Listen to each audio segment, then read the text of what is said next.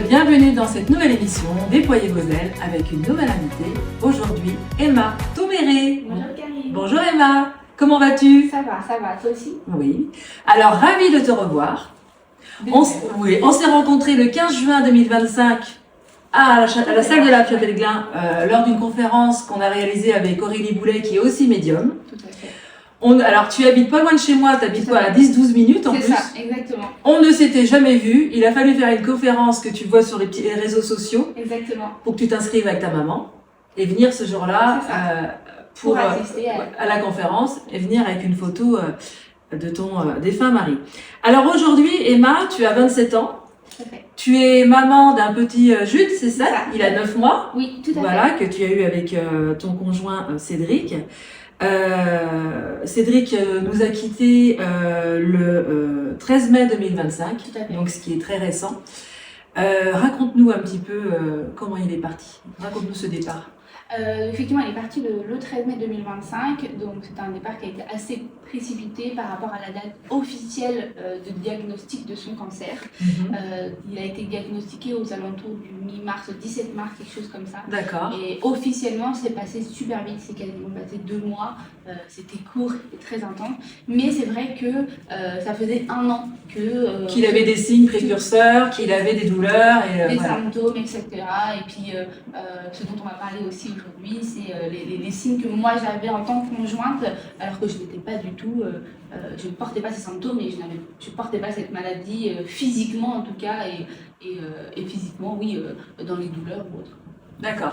Donc pendant qu'il avait ces douleurs, la maladie commençait à gagner du terrain, tu étais enceinte, hein? Oui, tout à fait. D'accord. J'étais enceinte et donc il a commencé à avoir ses premiers symptômes au mois d'avril 2024. D'accord. Et moi j'étais déjà enceinte effectivement depuis le mois de février. D'accord. Donc ça faisait 3 mois que j'étais enceinte et c'est à partir d'avril qu'on a commencé à avoir les premiers symptômes et qu'on a commencé à se poser des questions sur la maladie. Mais est-ce que toi, en tant que future maman et femme, tu à un moment donné, tu l'as pas secoué, tu l'as pas grondé en disant maintenant ça suffit, il faut vraiment que tu ailles consulter, c'est pas normal. Tout à fait. Parce que vous avez gardé ça en vase clos en oui, plus. Hein. Tout à fait. C'est-à-dire que on a décidé, enfin c'est lui qui est maître de son corps, complètement. C'est lui qui décide à qui on en parle ou pas.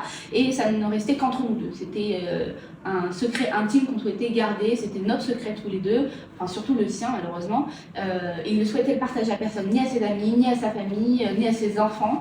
Et oui, parce qu'il avait 2 enfants d'une première union. Hein. Voilà, c'est ça. Ça fait 2 enfants de première union. Donc quand les premiers symptômes sont arrivés, ce qu'il faut savoir, c'était une récidive. Donc c'était quelque chose. Oui, il avait déjà été malade 11 ans auparavant, tu m'avais expliqué, d'accord. Tout à fait. Ouais. Et donc du coup, moi, je ne connais pas les symptômes, je ne suis pas médecin, donc je lui ai entièrement fait confiance.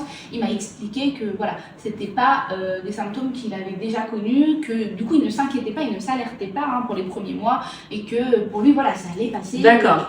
Mais plus les mois ont passé, plus les symptômes ont été très persistants, et puis le fait d'être enceinte, effectivement, de se dire qu'on tient la vie, que ce petit garçon, du coup, a un papa et une maman, pour moi, il est inconcevable que ce petit garçon vive sans son père. Bien sûr. Bien évidemment, dans ce genre de contexte, on imagine le pire, sachant qu'il avait déjà eu un cancer, on s'imagine le pire, on se demande qu'est-ce qui pourrait se passer, et au mieux j'ai fait pour essayer de le raisonner, pour lui expliquer. Est-ce que quelque part il n'était pas dans une forme de déni et qu'il savait au fond de lui que c'était une dernière fois? Oui, tout à fait. Passage sur terre. C'est-à-dire que au début, je pense pas que c'était dans un déni, c'était juste. C'est rien, ça va passer. Voilà, ça va passer. Et puis plus le temps passait, puis même lui, cette petite flamme qu'il a fait au bout de lui, je pense qu'elle commençait un petit peu à s'éteindre dans le sens où il s'inquiétait sans vraiment m'en faire part. C'est-à-dire que moi j'avais plein de petits signes autres que scientifiques, je veux dire prouvés par des médecins. J'avais eu plein d'autres petits signes de là-haut, comme on peut dire, qui me disaient que c'était pas normal ce qu'on était en train de dire. Et puis, c'est vrai qu'entre-temps, tu étais quelqu'un de très lumineuse, très spirituel. Tu me disais que tu avais des oracles chez toi, tout à fait. Dont l'oracle de Béline. Et tu avais pris un petit cahier et tu te tirais les cartes. Tu avais fait son prénom, Cédric, et tu avais vu des choses quand même. Hein. Oui, tout à fait. Juste avant de tomber enceinte, j'avais tiré les cartes sur son prénom et j'étais tombée notamment sur maladie, stérilité, etc. Due à son cancer finalement, qui est en lien avec ça, qui est arrivé du coup 1 an après après. Mais c'est vrai qu'au moment où j'ai tiré les cartes, je me suis pas, déjà dans le temps, c'est très dur de se situer. Bien sûr, il y a pas de temps. Je ne maîtrisais pas encore, donc je tenais un petit carnet qui me permettait de me dire, je vais voir, je reviendrai voir dans quelques mois si c'est vraiment vrai. Voilà. Et c'est comme ça que je me suis rendu compte. Je me souviens, j'avais tiré le 3 février 2024 et c'est passé quasiment un an après, oui, effectivement. J'avais tiré d'autres choses aussi qui, effectivement, se sont passées à son sujet. Mais oui, voilà, c'est déjà le premier signe que je me suis rendu compte, bien évidemment, après, où je me suis dit, mais je le savais, je l'avais tiré, on me l'avait dit, j'avais eu une image, j'avais quelque chose qui m'avait fait rappeler ça. Et est-ce que toi, tu te disais, est-ce que tu t'es dit, je vais perdre mon mari? Alors, non. Ou alors tu avais toujours l'espoir? C'est ça, en fait, je lui avais dit justement, quasiment 2 ans après notre début de relation, je lui avais dit, c'est étrange, je ressens une émotion qui fait que, je lui ai dit, on finira pas notre vie ensemble. Il m'avait dit, super, sympa et tout, on s'engage, et puis voilà. Alors on en rigolait, il me charriait beaucoup dessus, mais c'était vraiment mon meilleur ami, donc je en faisais part de ces choses-là. Il savait que voilà. Vous étiez très spontanés l'un et l'autre. Exactement, lui, il est très, très cartésien. Moi, tout l'opposé, mais quand même, je lui partageais tout ce que je ressentais, etc. Après, ce qu'il voulait, c'était ces informations, mais moi, j'avais besoin de lui dire. Et donc, du coup, en lui disant, il me dit, super. Et puis, c'est vrai qu'on lançait le bébé à ce moment-là, donc, super, machin. Et je lui disais, non, allez, je pense 10-15 ans, mais je sais qu'on a un bout de chemin à faire, mais il y a quelque chose qui me dit que ce ne sera pas toute la vie. Voilà, il y a quelque chose qui fait que ça m'arrête dans. Donc, évidemment, j'aurais préféré une autre issue, une autre fin, mais je savais qu'on finirait pas notre vie ensemble. J'ai eu un autre signe aussi pendant ma grossesse où je me réveillais la nuit.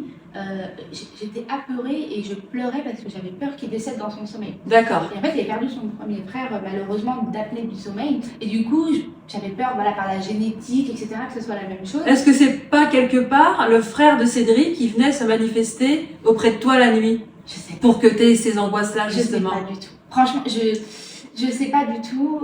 Puis ne l'ayant pas connu, hormis sur photo, je sais pas. Mais vraiment, et je me réveillais et je réfléchissais, respirais, j'essayais de me rentendre. Je lui en faisais part le lendemain matin en me disant, oh là là, j'ai eu peur cette nuit et tout. Ils me disent, mais non, t'as besoin, ça va pas, faut pas penser à des choses comme ça. Et puis, des fois, j'en pleurais, je dis, oui, mais j'ai peur de me retrouver toute seule avec mon fils. Et j'avais cette image, de l'avoir sur les genoux et d'être seule dans une maison et qu'il est très très jeune, qui peut s'asseoir, mais qu'il est très très jeune. Mais voilà, je lui en faisais part, je lui disais, on en discutait beaucoup. Mais voilà, c'est pas des choses qu'on a envie de prendre en compte quand on est très cartésien comme lui et on se dit c'est juste un mauvais rêve et voilà. Et à partir de quel moment vous avez mis au courant la famille? Au moment du diagnostic. C'est-à-dire que le 17 mars, quand donc il s'est passé quasiment un an depuis les débuts des symptômes, le 17 mars, donc entre-temps, on s'est bataillé, on s'est beaucoup disputé à ce sujet. D'accord. À la fin, j'étais très en colère après lui, j'ai accouché entre-temps, du coup je le trouvais limite irresponsable de se dire que ça pourrait être très grave, qu'il a déjà vécu quelque chose de similaire, même si les symptômes ne sont pas les mêmes, mais j'avais une très grosse colère.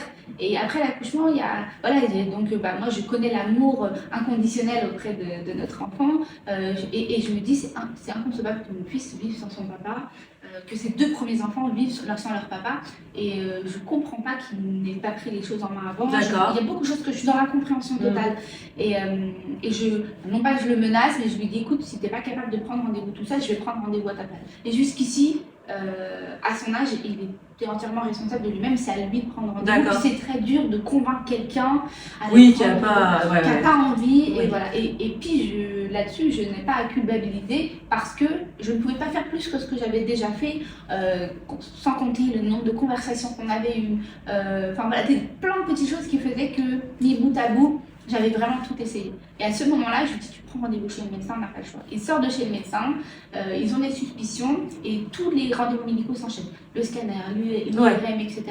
Et quand le diagnostic est posé, très rapidement, on nous parle de la chimiothérapie qui va être mise en place. Et à ce moment-là, il décide du coup d'en parler à sa famille proche, donc sa sœur, sa mère, mes parents aussi de mon côté. Mais très peu de personnes s'inquiètent parce qu'ils n'ont pas l'ampleur des choses, du fait que ça dure depuis un an, et tout le monde dit ça va aller, tu l'as vaincu une fois, tu vas le vaincre une deuxième fois. Et Cédric décide de préserver sa famille, notamment sa maman, et à ce moment-là, on doit trier tout ce qu'on dit. que ce soit sur les enfants, pour les enfants, que ce soit pour la maman, pour la sœur aussi. Du côté de ma famille, on minimise les choses. Et moi, j'ai beaucoup de mal avec ce genre de choses parce qu'on peut vite se perdre déjà dans ces discours. Et puis, du coup, on ne sait pas qu'on ment, mais on ne sait pas ce qui peut se passer demain et si la gravité des choses. Et je pense qu'au fond de moi, je le savais que c'était beaucoup plus grave. Et je ne voulais pas que les gens passent à côté de certaines choses ou d'informations et qu'ils se retrouvent dans le déni si un jour il était amené à partir. D'accord. Et à partir de quand, tous les deux, vous avez parlé de son départ ? Alors, du coup, tout s'est enchaîné très vite. Il a pu avoir recours à sa première chimiothérapie qui a duré 5 jours. Et en fait, il a eu beaucoup d'effets secondaires. Et à partir de ces effets secondaires, alors déjà, les rendez-vous chez l'oncologue, c'est une sensation qui est quand même très étrange, parce qu'on est quand même dans un bureau qui est relativement blanc, très, comme dans les aseptisé. Donc ça donne pas très envie. La personne sur qui on était tombé, moi qui ne m'y connaissais absolument rien, répondait pas vraiment à mes questions. Donc en fait, on est dans on y va avec un point d'interrogation. Peut-être parce que la personne, le médecin qui était en face de vous, connaissait l'issue. Je pense. Et comme quelque part vous étiez dans une forme de déni ou perdu, c'est difficile pour le médecin qui est en face de vous de dire peut-être qu'il n'y a plus d'espoir. Je comprends, mais je sais que c'est leur métier aussi de ne pas mettre un mot radical en disant voilà ce qui va vous arriver, il vous reste tant de temps, profitez de la vie. Je sais que leur but c'est de faire de leur mieux, bien évidemment, pour sauver leurs patients, mais il y a le minimum de, par exemple, le fait qu'on ait statué un cancer généralisé. Moi, je ne l'ai appris qu'une semaine avant son départ. Avant, on m'a donné un stade 4, je n'ai pas voulu aller regarder sur internet parce que, comme on dit, il faut faire attention aussi à ce qu'on voit. Et j'avais eu plein de témoignages entre-temps de ses collègues, de ses amis qui justement me disaient moi je connais ma tante, moi j'ai ma grand-mère qui est machin, stade 4, et j'avais ma propre grand-mère aussi qui s'en est sortie à très très peu, et du coup j'avais beaucoup d'espoir. Je me disais voilà. Puis chaque cas est différent, chaque corps réagit différemment, et puis je pense que tu n'avais peut-être pas la tête à aussi entendre les conseils ou les avis des uns et des autres. Tout à fait, exactement. Et c'est à partir du moment où il est parti en réanimation parce qu'il a eu une septicémie due à la chimiothérapie que là tout s'est très vite enchaîné et où mon cerveau ne s'est pas éteint pendant 15 jours et que j'avais beaucoup de mal à gérer entre ce que je ressentais, l'espoir que j'avais et puis les petits signes qu'on me disait, qu'on m'envoyait. D'accord. Arrivé en réanimation, que là on a commencé à parler de sujets sérieux, sachant que quand même les premiers rendez-vous, quand on quittait, je lui disais tu sais, il y a des choses dont il faut qu'on parle, on ne sait jamais ce qui peut se passer demain, il faut que tu me dises c'est quoi tes envies, j'ai envie de t'accompagner jusqu'au bout et même pour après. Et puis, c'est pas qu'il bâclait le sujet, mais c'est vrai que on n'a pas envie de penser à ce genre de choses et qu'on n'a pas envie de préparer. On s'estime encore jeune et ce qui est encore une fois totalement humain. Mais j'avais vraiment besoin qu'il réponde à ces questions-là. Quel âge il avait, Cédric ? 40 ans. Et 11 jours exactement. D'accord. Il a fêté ses 40 ans. Donc, concernant sa sépulture et tout, il n'a pas voulu... Alors, pas les premiers rendez-vous, mais arrivé en réanimation, où là, on a commencé, il y a des médecins qui ont été extrêmement doux et bienveillants, qui nous ont expliqué que, ok, il y avait tout le côté infectieux, il commençait à s'en sortir à ce moment-là, mais que le cancer, lui, ne s'était pas arrêté. D'accord, il gagnait du terrain. Il gagnait beaucoup de terrain. Et Cédric avait un mental vraiment d'acier parce que lui, il était persuadé que c'était qu'une mauvaise passe. Mais jusqu'à la dernière heure, il pensait que la semaine d'après, on serait retourné en chimiothérapie. C'était peut-être mieux ça. Ah, complètement. Ouais. Complètement. Mais du coup, mon rôle en tant que conjointe à ce moment-là, c'est moi, je comprends et j'ai conscience des choses et je me dis, j'ai pas le choix. Je l'accompagne jusqu'au bout. Je lui fais quand même comprendre les choses. Le but, c'est pas de lui mentir et de lui dire que il va s'en sortir.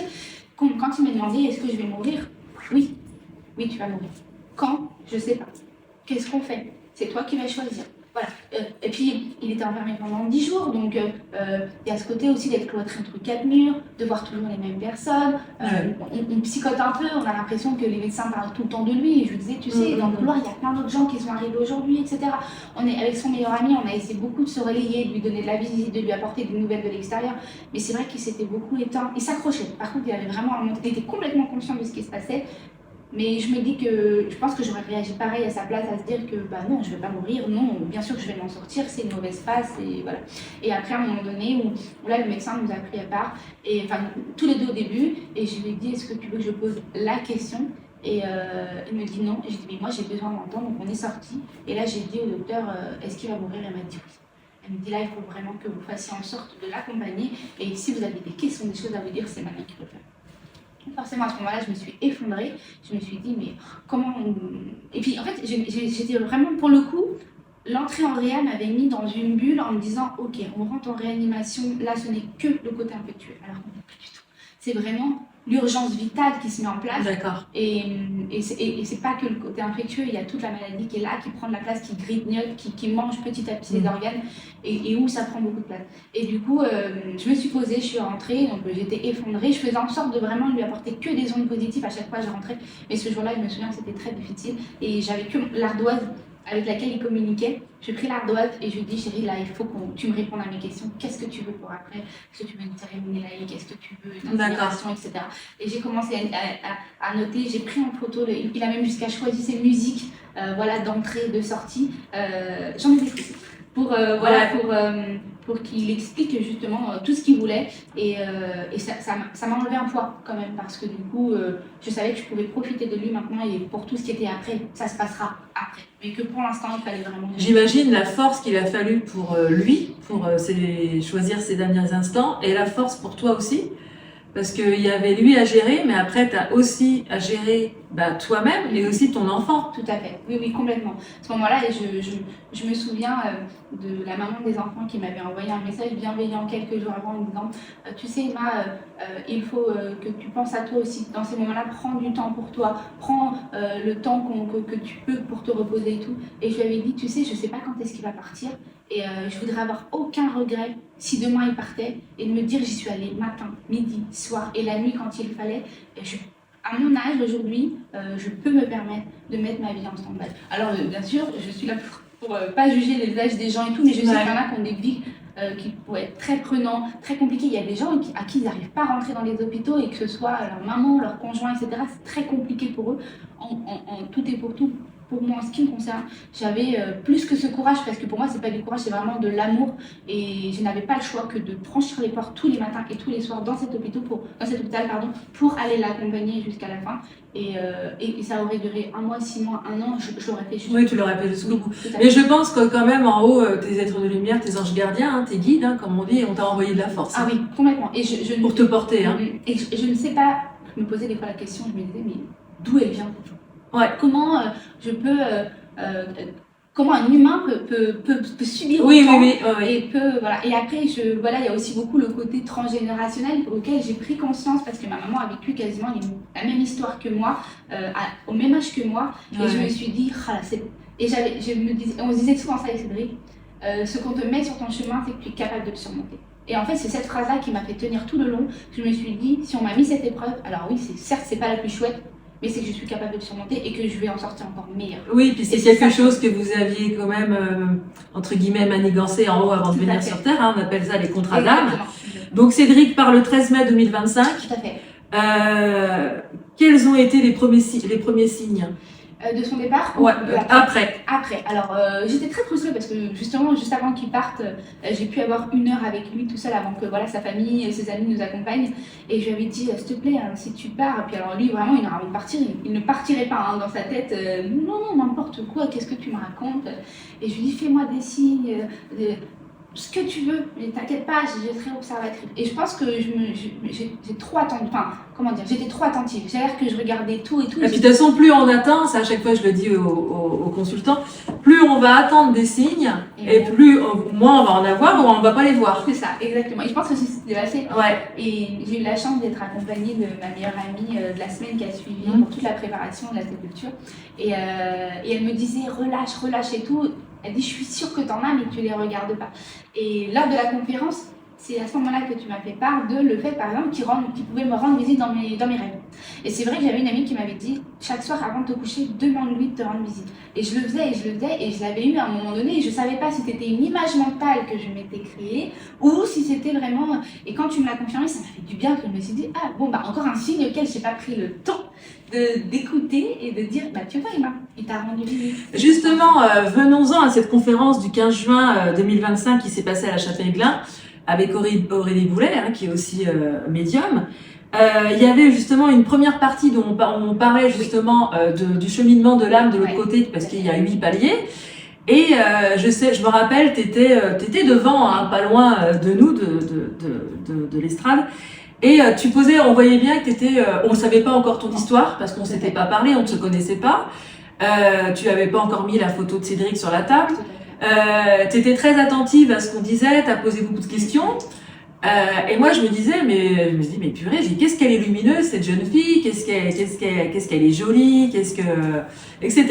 L'entracte arrive, tout le monde part à ses occupations, les photos arrivent, Tristan et moi, on les étale sur la table. Je ne connaissais toujours pas ton histoire, ni Cédric.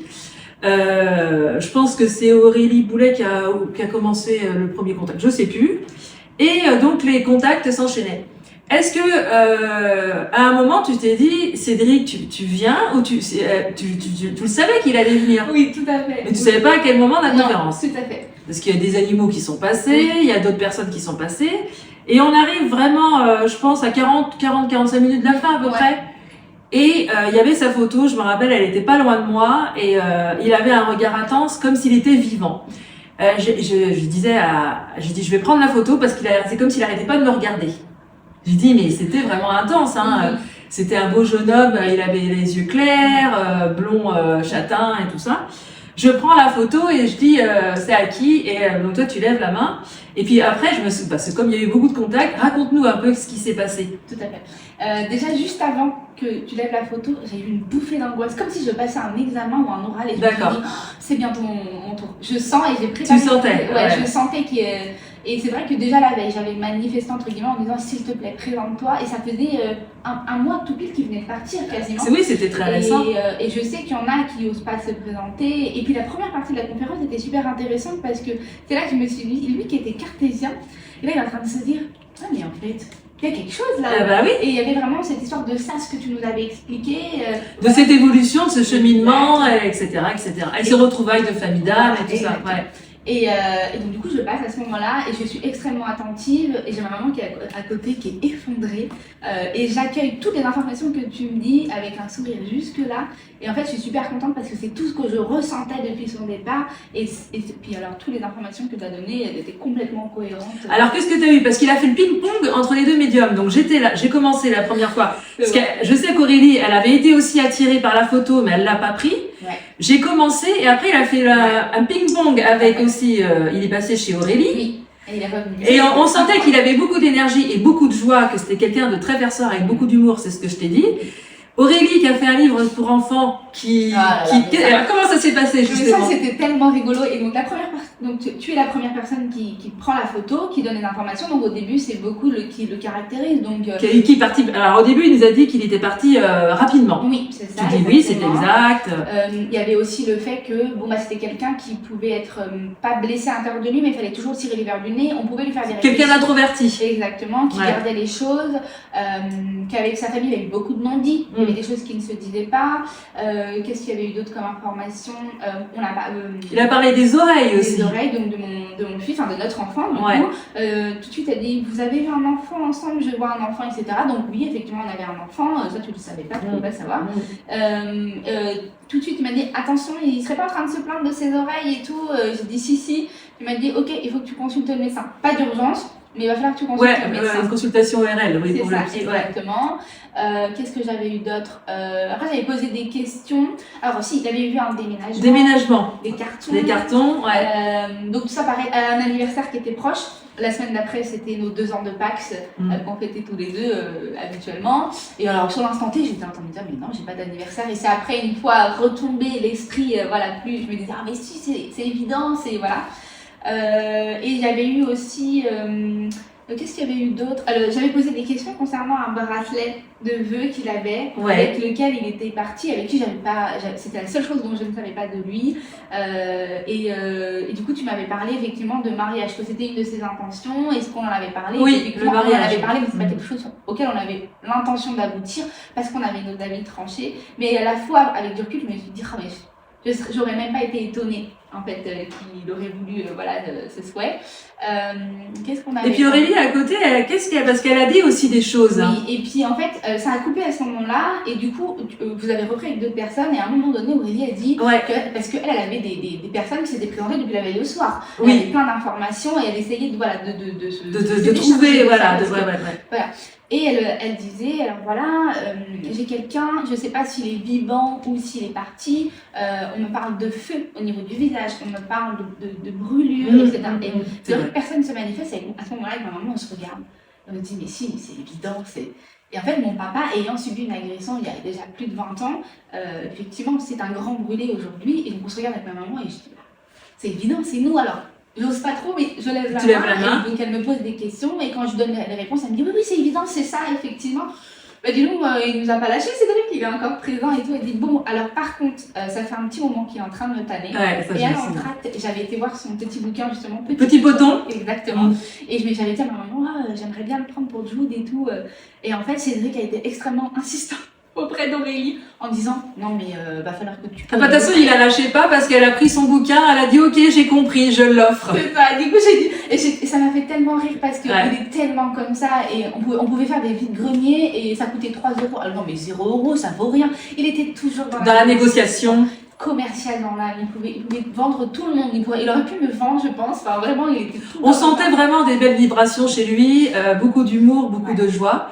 Et c'est vrai que quand il est passé de l'autre côté, il a dû dire « Ah là là, mais Emma, elle avait complètement raison en fait. » Ça, tu me l'avais dit. Ouais. Alors, il est en train de... À un moment, tu as dit « Bon, là, il dit que tu avais raison, que tu sentais les choses et que tu le savais. » Et à ce moment-là, je te dis « Oui, oui. » Ok, bah là, il est en train d'en prendre conscience. Et je rigole au fond de moi parce que je me dis « Purée, lui, c'était dur de lui tirer les verres du nez et de lui faire admettre que j'avais raison. » Et là, je me dis de l'autre côté, il est en train de se dire « Ah, bah tiens. » En fait, elle avait raison, j'aurais dû l'écouter. Et ça n'a fait que réchauffer mon cœur parce que du coup, je me suis dit, bon, bah voilà, au moins, déjà de l'autre côté, lui, ça va le rassurer de se rendre compte que finalement, il peut continuer à suivre un peu tout ce qu'on va faire, comment ses enfants vont grandir. Ah oui, il faut savoir que de l'autre côté, il nous voit, il nous entend, ils suivent le déroulement de notre vie, de notre évolution, même si eux, ils ont d'autres choses à faire, hein, parce qu'on ne peut pas toujours les solliciter, ils sont là.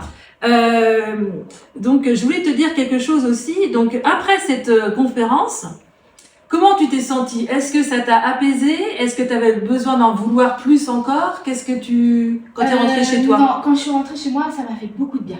Déjà, ne serait-ce que dans la voiture, on en a parlé avec ma maman et elle est moins dans ce bain de la spiritualité et ça l'a confortée dans tout les informations que je pouvais lui donner. Donc elle était rassurée et moi, ça m'a vraiment fait beaucoup de bien. J'ai très bien dormi d'ailleurs cette nuit-là. Ouais. Non, si, j'ai bien dormi, mais je me refaisais la scène en fait dans ma tête en me disant mais qu'est-ce qu'il a dit, qu'est-ce que machin, etc.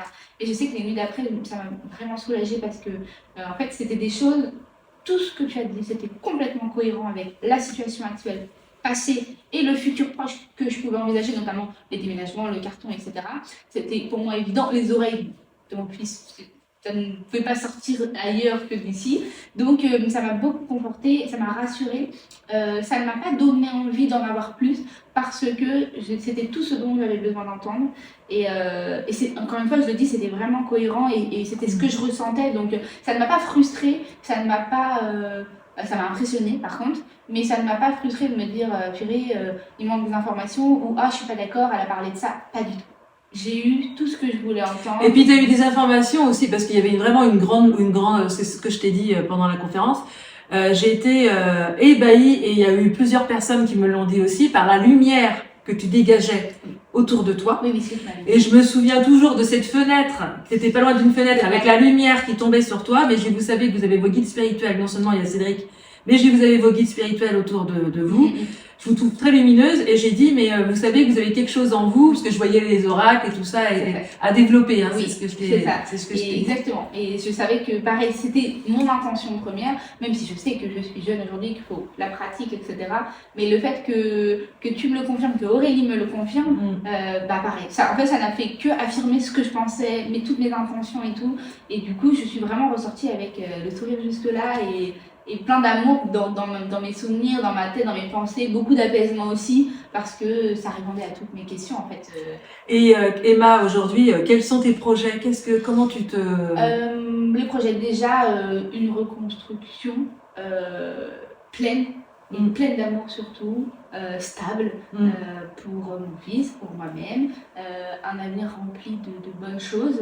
Une reconversion professionnelle aussi. Une reconversion professionnelle, auquel j'étais en cours aussi, malheureusement pendant la maladie aussi. Donc j'espère que je vais aboutir ça. Oui, il n'y a pas de raison. Tu étais venue faire un entretien privé, je t'avais dit qu'il y avait la réussite. Hein. Exactement. Donc ça, j'aimerais pouvoir le finir. Après, voilà, retrouver un travail aussi, dû à cette reconversion. Et puis voilà. Ta reconversion, c'est dans quelle décoratrice d'intérieur. Décoratrice d'intérieur. Tout à fait. Ouais, c'est un beau métier, ça. Exactement, ouais. Et c'est vrai que, voilà, pour le coup, c'est déjà un terrain propice auquel je mets ma famille dedans. J'ai 27 ans, j'ai toute ma vie devant moi. Bien sûr. Et j'espère un jour, voilà, retrouver l'amour, recréer une famille. Il n'y a pas de raison. Il n'y a aucune raison, je le sais bien. Mais je sais que pour certaines personnes, ça peut être dur de l'entendre, d'y croire, et à n'importe quel âge. Alors, il ne faut pas oublier qu'en haut, ils veulent qu'on continue à vivre. Complètement. Et ça fait partie des questions que je t'avais posées aussi en privé. Voilà, qu'est-ce qu'ils pouvaient ressentir quand on vivait ce genre de choses après leur départ. Et aucune culpabilité. Enfin, voilà, au contraire, eux, si tu es dans l'action, si tu actionnes, en haut, ils vont t'aider, ils vont te mettre les bonnes personnes sur ton chemin. Comme tu vas avancer comme des pions. Mais c'est vrai, je peux comprendre aussi qu'on ait cette culpabilité de se dire ah là là, parce que aujourd'hui je peux pas dire que c'est mon ex-compagnon. Parce qu'on n'a jamais cessé de s'aimer jusqu'à la fin. Et puis de toute façon, jamais tu le cesseras d'aimer. C'est ça, et ce n'est pas une rupture. Je ne peux que dire que, aujourd'hui, si je devais le présenter, ce sera le papa de mon fils.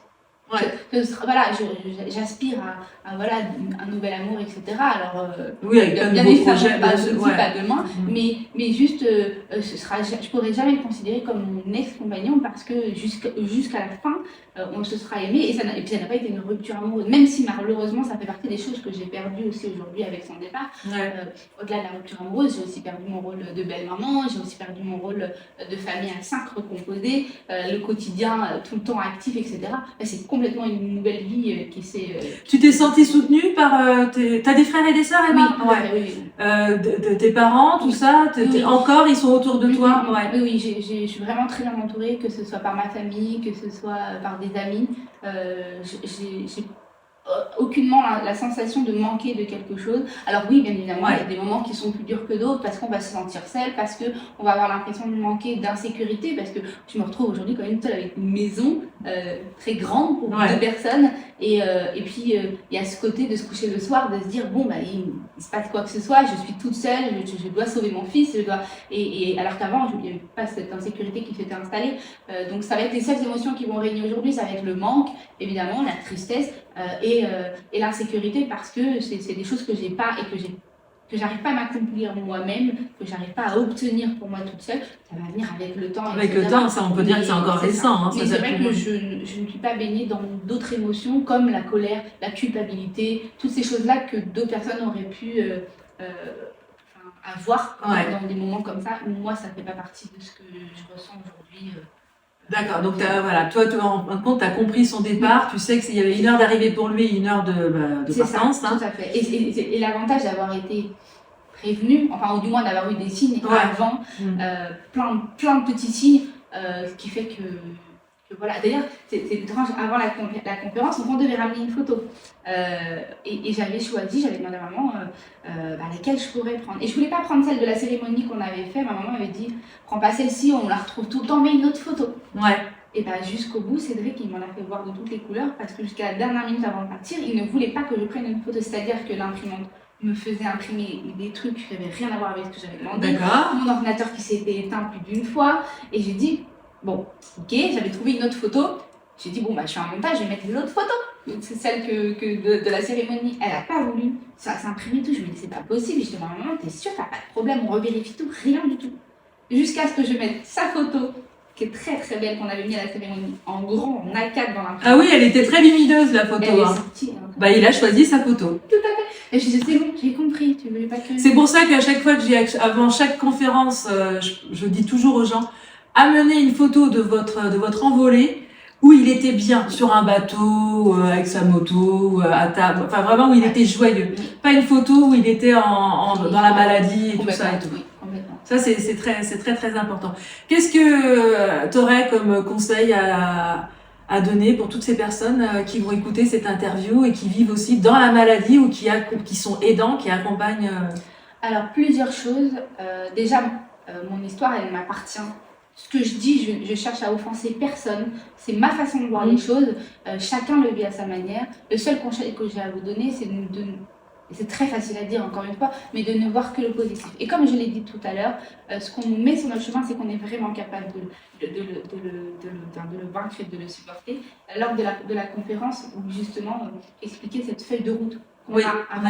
Et ben, ça fait partie des choses qui m'ont rassurée. Ça fait partie des choses qui m'ont fait du bien, parce que je me dis, mais en fait, tout est écrit. Et c'est quelque chose que je disais tout le temps, de toute façon, tout est écrit. On fait confiance au destin, on verra ce qui va se passer. On vit au jour le jour. C'est ça. Et de savoir qu'en fait, on choisit un peu sa vie, qu'on choisit où est-ce qu'on atterrit, comment on finit, bah, ça déculpabilise encore plus. Et je pense que les gens, ils doivent continuer à se faire confiance, à se dire que la vie, elle ne s'arrête pas quand celle des autres, elle s'arrête, qu'on doit continuer notre chemin de vie, qu'on doit faire confiance. Mais attention, quand même à se préserver, à ne pas tomber, entre guillemets, dans tout et n'importe quoi, ne pas faire confiance à n'importe qui, juste se recentrer sur ses bases, sur ce qu'ils ont fondamentalement envie de recevoir à ce moment-là, savoir dire non quand ils n'ont pas envie, savoir dire aussi ce qu'ils ça c'est important. C'est très important. Et voilà, d'être bien entouré et de continuer à assumer quand ça va et quand ça va pas. Et si ça va, c'est pas une honte, c'est pas grave, au contraire, c'est tant mieux.